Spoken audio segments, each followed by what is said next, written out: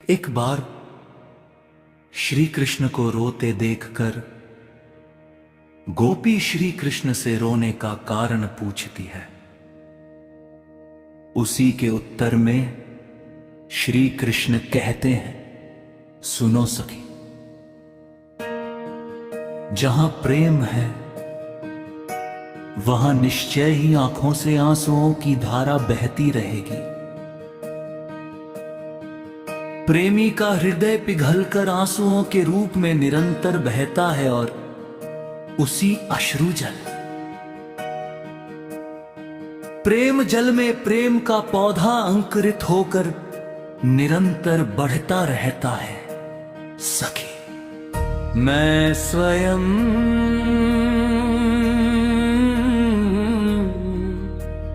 प्रेमी के प्रेम में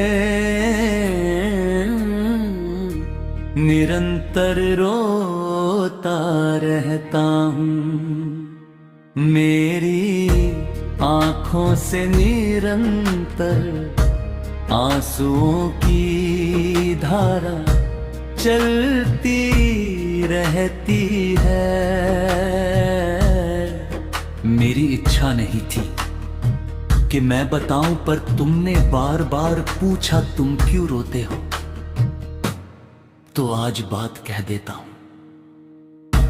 मैं अपने प्रेमी के प्रेम में रोता हूं। जो मेरा प्रेमी है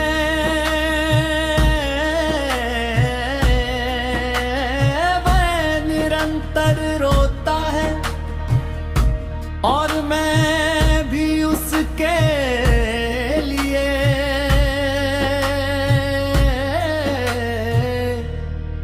निरंतर रोता हूँ।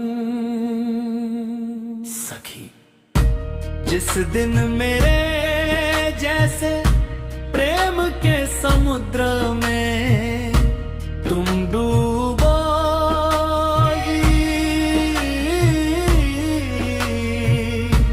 जिस दिन तुम्हारे हृदय में प्रेम का समुद्र में, उसी प्रेम का समुद्र जो मेरे हृदय में नित्य निरंतर लहराता रहता है।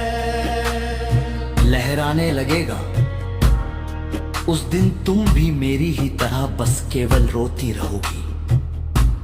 सखी, उन आंसुओं की धारा से जगत पवित्र होता है। वे आंसू नहीं है, वह तो गंगा यमुना की धारा है। उनमें डुबकी लगाने पर फिर त्रिताप नहीं रहते। सखी, मैं देखता हूँ कि मेरी गोपी मेरे वीरानों के समान क्यारी दे। गोपी रो रही है